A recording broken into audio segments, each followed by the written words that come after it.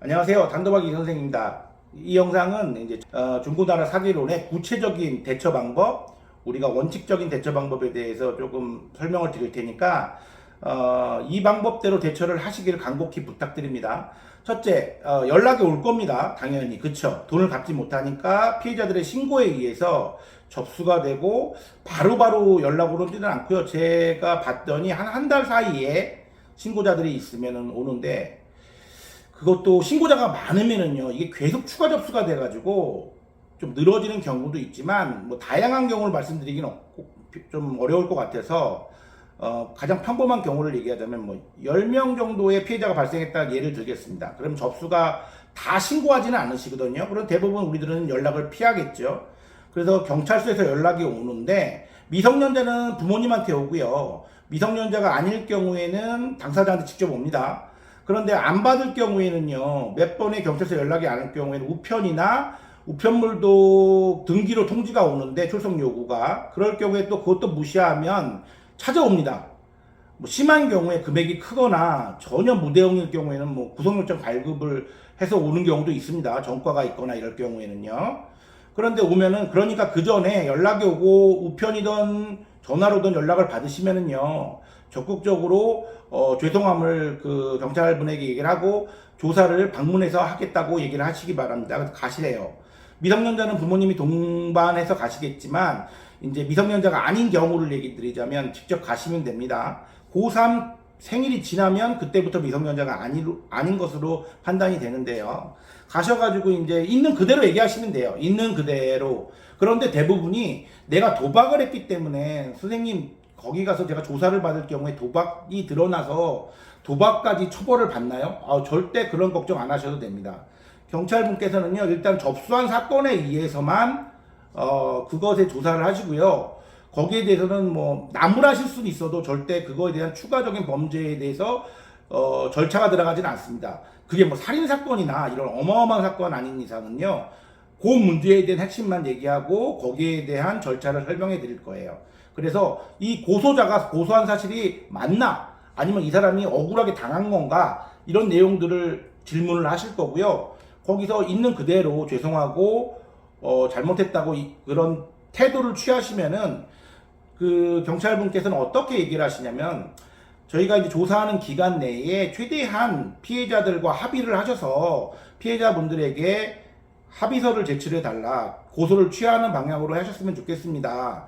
만약에 그렇게 되지 않으면 일정 기간 안에, 보통은 한 달에서 2달 정도 기간을 드려요. 그러면 어떤 넉넉하신 분들은 조금 더 드리기도 하시고요. 그러면 저희가 고소를 취하를 못합니다. 만약에 그 기간 안에 고소자들이 고소 취하서가 들어오지 않으면 저희는 정상적으로 조사를 해서 검찰에 사실을 팩트를 올리겠습니다라고 얘기를 해요. 그러면 중고나라 사기론 같은 경우에는 피해액이 작다고 말씀드렸죠. 그렇기 때문에 어쨌든 그 2달 또는 3달 안에 내가 아르바이트와 급여를 포함해서 내가 최대한의 노력을 하면 어느 정도의 금액은 다 커버가 됩니다. 그 노력이 필요한 거예요. 그런데 그때까지도 그 조사자, 우리 대상자들이 도박 중독 문제가 해결이 안 되고 본인이 도박 중독에 대한 인식을 하지 못하고 있다면 제가 드리는 이 방송 영상이 전혀 도움이 안 될 겁니다. 무슨 말씀이신지는 잘 아실 거예요. 그 사이에 도박 문제가 계속 진행된다면 도박으로 돈을 따서 피해를 또 합의봐야 되겠다, 이런 생각만 하죠. 그리고 마음은 두렵고, 처음 겪어본 일이라면, 그렇죠, 처음 겪어본 일이라면 더 이제 불안하고 불안정한 마음을 가지고 다른 방법을 찾게 되죠. 저는 분명히 말씀드리지만 그 금액을 충분히 본인이 일을 해서 모을 수 있고 열심히 해야 되는 그런 태도가 필요하다는 거죠.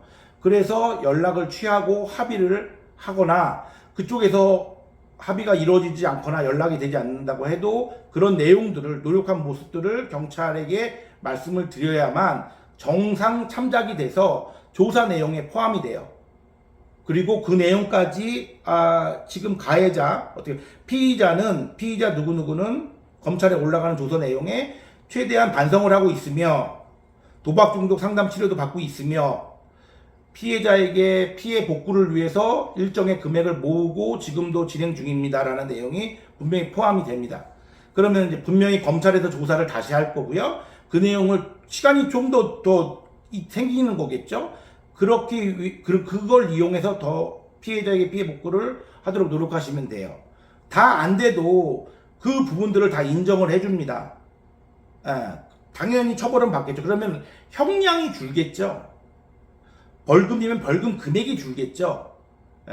처벌을 안 받는 거는 불가능하더라도, 자, 이게 기본적인 스탠다드입니다. 스탠다드로서 우리가 도박 문제를 처리하는 방법. 이렇게 하시면 돼요. 그런데 어려운 방법 없죠. 내가 최대한 빚을 갚기 위해서 3, 4개월 또는 2, 3개월의 아르바이트 포함하여 최대한의 노력을 해서 힘들겠죠. 당연히 육체는요. 그 금액을 가지고 적극적으로 내가 피해를 준 분들에게 연락을 취해서 사정을 말씀드리고, 근데 이 과정이 불필요함을 느껴버리면 아무것도 시작이 안 되죠.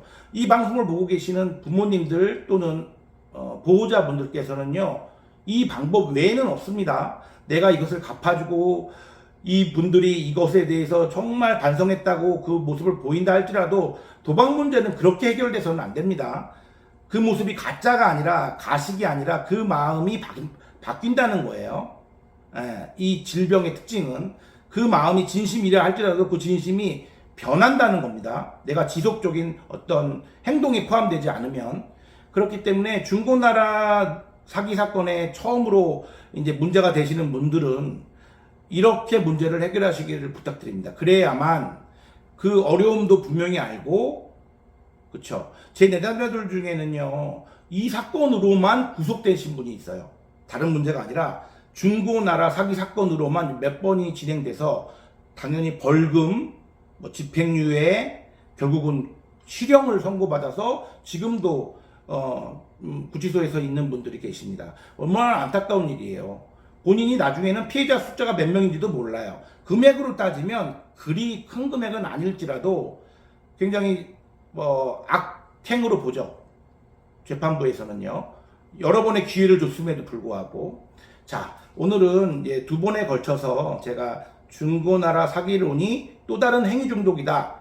결국은 이 부분도 해결하는 원칙이 있다에 대해서 방송을 했습니다. 영상 보시고 좀 더 궁금하거나 추가적인 부분들은 댓글을 남겨주시면 제가 최대한 도움을 드리도록 하겠습니다. 네, 감사합니다.